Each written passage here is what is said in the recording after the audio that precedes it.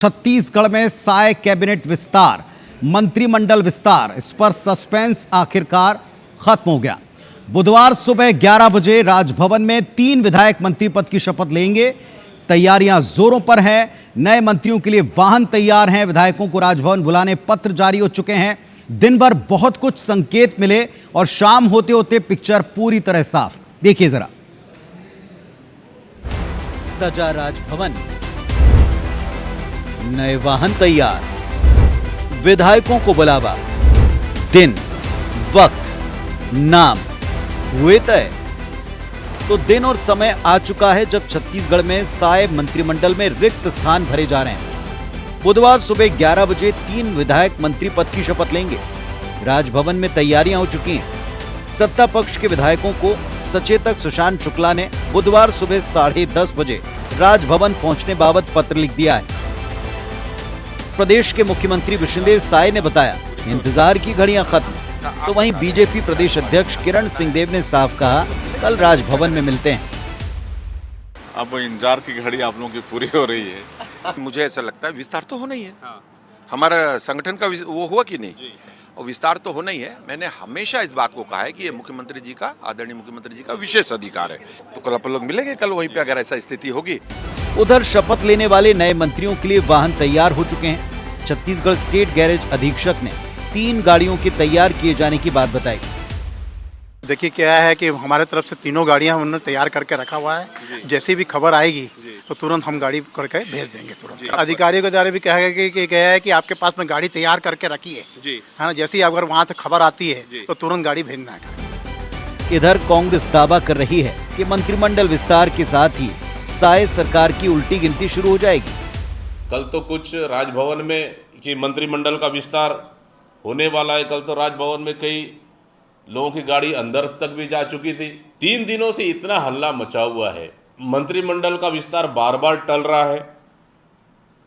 आखिर मंत्रियों का जैसे ही शपथ ग्रहण होगा, सरकार की उस दिन उल्टी गिनती शुरू।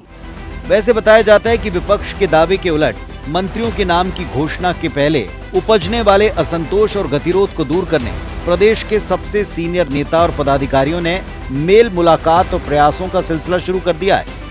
कयास ये भी है कि अब भी मंत्री पद के दावेदार अपनी पूरी ताकत लगाकर लिस्ट में अपनी संभावना बनाने प्रयासरत हैं। देखना यह है कि शपथ ग्रहण के बाद किसका दावा सच होता है, बीजेपी का या कांग्रेस का।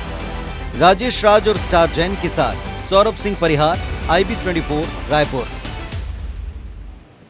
तो कांग्रेस लाख दावे कर ले कि स्थिति बिगड़ेगी, खराब होगी, लेकिन कुछ घंटों के भीतर जिस तेजी से घटनाक्रम बदला है और जो बीजेपी का संगठन के अंदर काम करने का तरीका और इतिहास रहा है, उससे बात क्लियर है कि डैमेज की संभावनाओं, अटकलों, इन सब पर पूर्ण विराम लगाने के लिए नेता ऑलरेडी काम पर लग चुके हैं।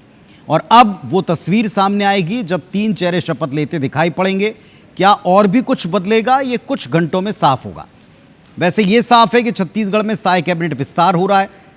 अटकलें रुक चुकी हैं। सुबह 11 बजे का वक्त बुधवार का तय हो गया। राजभवन तैयार है, सब देख लिया आपने। सूचना मिल चुकी है उन लोगों को जिनको शपथ लेना है, लेकिन इसके अलावा और किसी को इसकी हवा नहीं है। सब अपने अपने कयास लगाते रहे। अब सवाल उठता है कि संगठन ने सत्ता में भागीदारी के लिए जिन चेहरों को चुना है, इसके पीछे का गणित क्या है। देखिए जरा, इस पर भी नजर डालिए।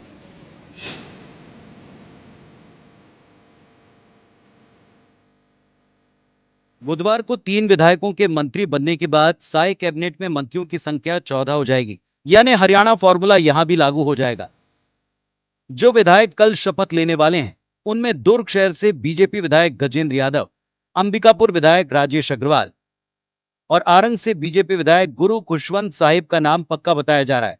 सत्ता और संगठन में तालमेल के हिसाब से देखें तो बीजेपी ने संभागवार मंत्रियों की संख्या बैलेंस की है। फिलहाल सरगुजा संभाग से 4 मंत्री हैं, बिलासपुर संभाग से 3, दुर्ग, रायपुर और बस्तर से एक मंत्री फिलहाल कैबिनेट का हिस्सा हैं। वहीं इस कैबिनेट विस्तार के बाद 3 विधायकों के मंत्री बन जाने पर सरगुजा संभाग से 5, दुर्ग से 3 और रायपुर संभाग से 2 मंत्री हो जाएंगे, जबकि बिलासपुर और बस्तर संभाग की स्थिति यथावत रहेगी। जातिवार संतुलन के हिसाब से देखें तो गजेंद्र यादव ओबीसी वर्ग से आते हैं, राजेश अग्रवाल सामान्य वर्ग से, तो गुरु खुशवंत साहिब सतनामी समाज यानी SC वर्ग से आते हैं। ऐसे में बीजेपी संगठन का प्रदेश में एससी वर्ग पर फोकस बढ़ाने का लक्ष्य इससे पूरा होता दिख रहा है। देखना होगा इस विस्तार के बाद यह संतुलन पार्टी के भीतर क्या हालात बनाता है। Bureau report, IBC 24।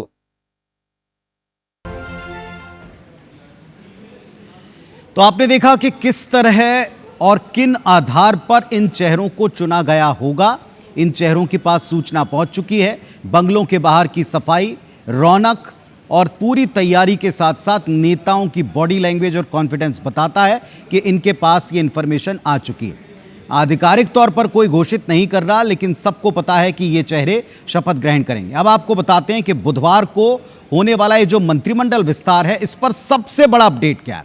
ये अपडेट आप यहां देख पा रहे हैं। जिन संभावित चेहरों को आप कल शपथ ग्रहण करते देखेंगे, उनके पोर्टफोलियो भी तकरीबन तय हैं। सूत्र बताते हैं कि मंत्री बनाए जाने के साथ ही तीनों विधायकों के मंत्रालय तकरीबन फिक्स कर दिए गए हैं। हालांकि इसकी भी आधिकारिक पुष्टि फिलहाल नहीं, पर शीर्ष स्तर पर जो चर्चाएं हैं उसके मुताबिक बुधवार को मंत्री बनने वाले 3 फेस राजेश अग्रवाल सरगुजा से आने वाले, इन्हें परिवहन और आबकारी वाला महत्वपूर्ण विभाग मिल सकता है। यह अब तक मुख्यमंत्री जी के पास ही विभाग रहा है। यह विभाग जा सकता है राजेश अग्रवाल को। इसके अलावा धर्मगुरु बालदास के पुत्र गुरु खुशवंत कुमार, इन्हें साहेब को जो है धर्मस्व, पर्यटन और संस्कृति मंत्री बनाया जा सकता है। और ये विभाग बृजमोहन अग्रवाल संभालते रहे। 23 में चुनकर आए, विधायक बने, मंत्री बने। इसके बाद फिर 24 के चुनाव में वे सांसद चुन लिए गए, केंद्र की राजनीति की तरफ चले गए। उनके जितने विभाग हैं, उन विभागों का ही बंटवारा मुख्य तौर के ऊपर इसमें होगा। किसी और को इसमें कोई दिक्कत नहीं होगी।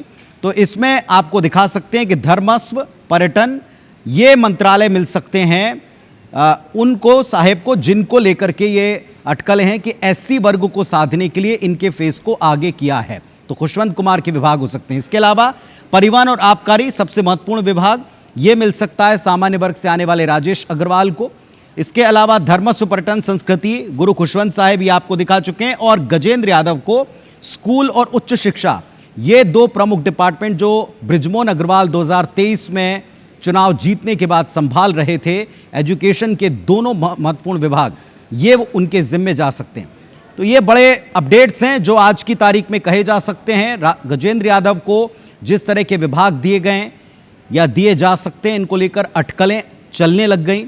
इन अटकलों के बीच में सूत्र जो चीज़ कंफर्म कर रहे हैं वो हमने आपको बताई। आधिकारिक पुष्टि होना अभी भी बची हुई। बड़ी बात यह है कि अगर इसी तरह से विभाग बांटे जाते हैं तो किसी दूसरे मंत्री का कोई विभाग डिस्टर्ब नहीं करना पड़ेगा। फिलहाल ये सब के सब मुख्यमंत्री जी ही संभाल रहे हैं।